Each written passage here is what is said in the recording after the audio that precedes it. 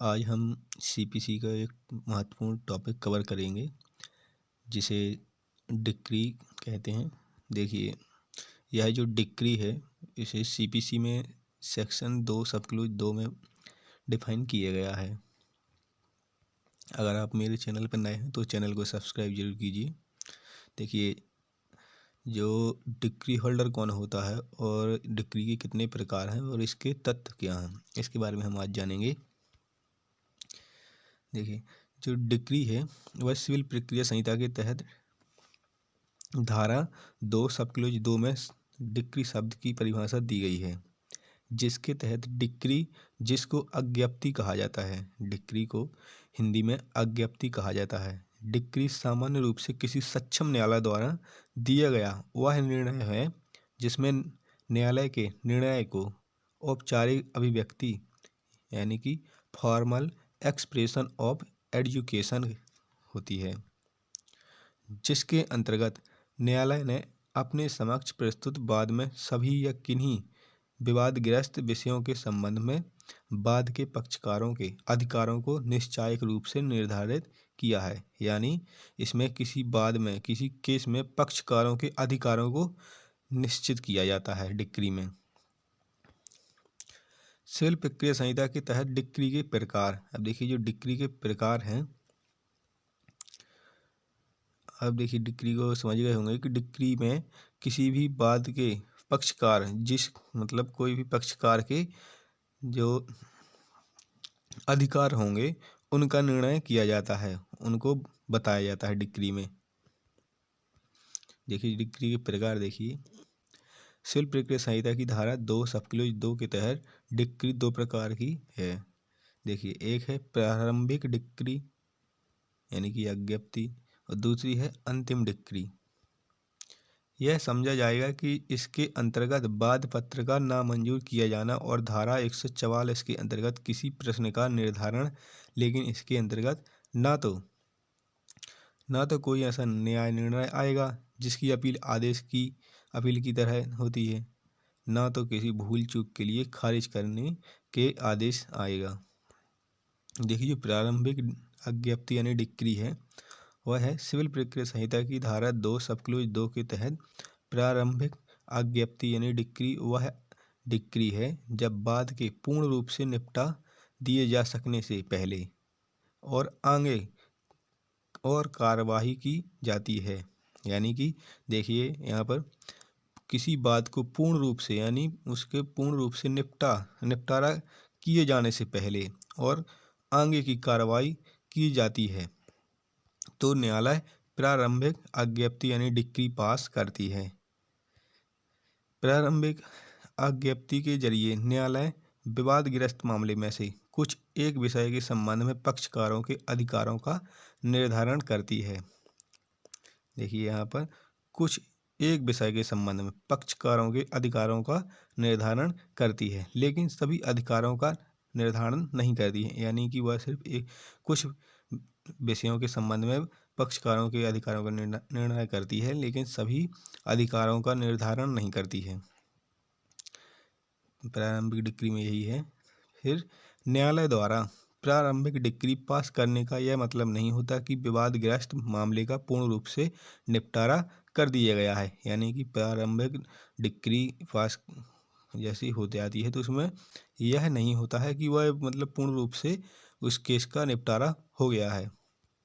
प्रारंभिक डिक्री न्यायालय द्वारा निम्न अधिकारों के निर्धारण के लिए पास की जा सकेगी, जैसे कि देखिए, जो प्रारंभिक डिक्री है वो किस निर्धारण के लिए पास की जाती है। देखिए कौन कौन से पॉइंट है उसमें।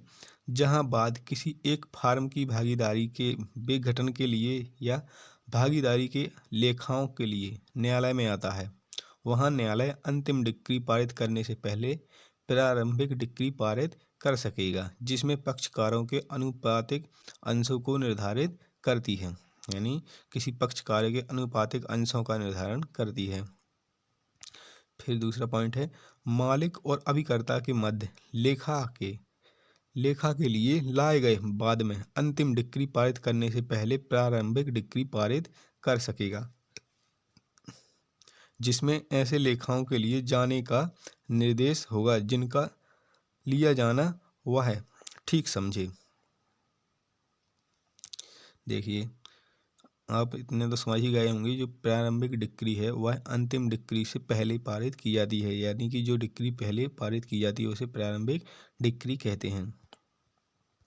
संपत्ति के विभाजन के लिए या देखिए उनमें के अंश पर पृथक कब्जे के लिए बाद में प्रारंभिक डिक्री पारित कर सकेगी। यह हो गए प्रारंभिक डिक्री के जो पॉइंट थे वो है। अब देखिए अंतिम डिक्री यानी अज्ञप्ति क्या है।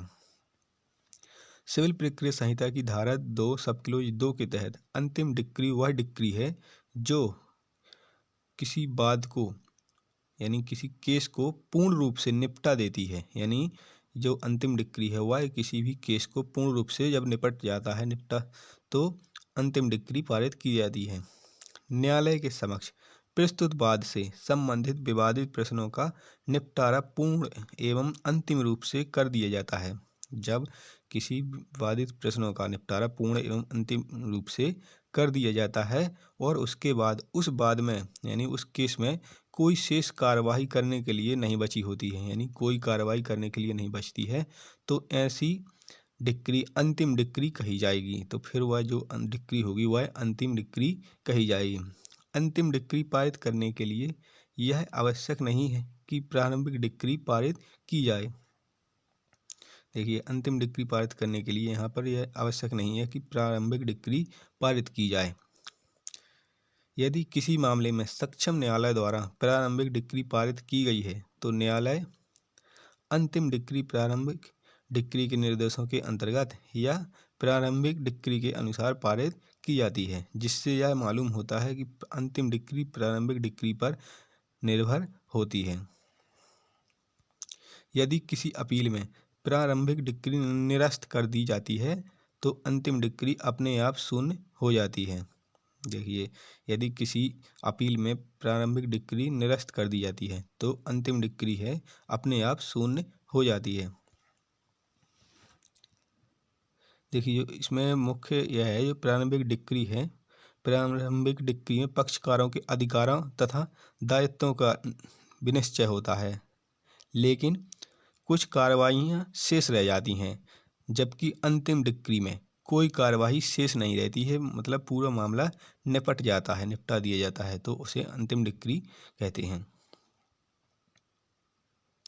और इसमें जो एक पॉइंट और है इसमें देखिए जो इनमें अंतर बताता है, प्रारंभिक डिक्री अंतिम डिक्री पर निर्भर नहीं होती है। जो प्रारंभिक डिक्री होती है वह अंतिम डिक्री पर निर्भर नहीं होती है, जबकि अंतिम डिक्री प्रारंभिक डिक्री पर निर्भर होती है। ठीक है।